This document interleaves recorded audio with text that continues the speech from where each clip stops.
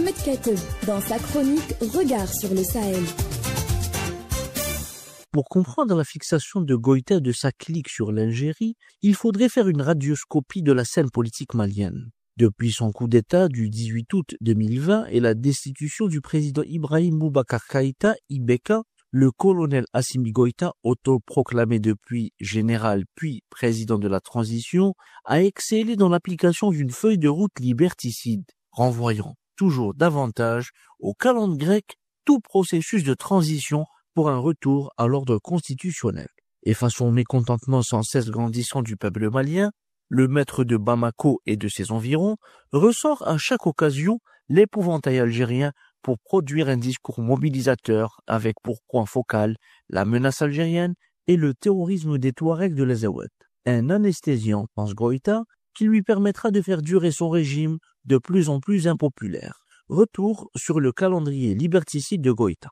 Le 10 avril 2024, le régime malien suspend les activités des partis politiques et des associations à caractère politique jusqu'à nouvel ordre, et surtout le territoire malien. L'argument de base, permettre au dialogue politique prévu en mai 2024 de se tenir, je cite, dans la sérénité. 2 mois plus tard, soit le 22 juin 2024, des figures politiques, dont des responsables de partis, sont arrêtés lors d'une rencontre qualifiée par elles-mêmes de privée, puis emprisonnés. Le pouvoir leur reprochant une violation de l'interdiction des activités politiques. Nous sommes bel et bien face à un processus d'institutionnalisation de la répression politique, selon les chercheurs maliens Bokar Sangaré et Mahamadou Cissé. De plus, des épisodes mettent en évidence la décomposition du système des partis et une crise de la représentation démocratique qui a culminé avec les larges protestations contre le régime d'Ibrahim Boubacar Keïta IBK à l'été 2020.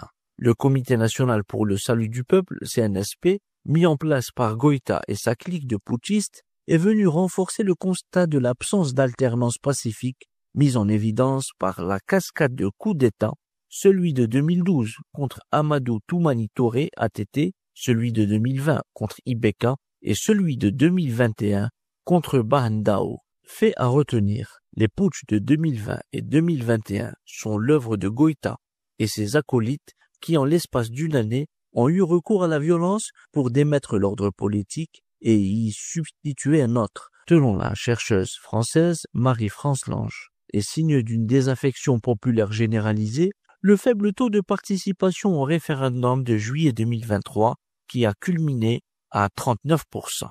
Une tendance qui conforte ce que rapporte dans son édition de 2022 Malimètre, qui a confirmé le désintérêt chronique des Maliens pour la chose politique. Si l'on se penche sur les défis, les souhaits et les besoins des personnes interrogées, explique Malimètre, on constate que ce sont toujours les besoins fondamentaux de sécurité, d'emploi et d'alimentation qui sont au centre des préoccupations. Fin de citation.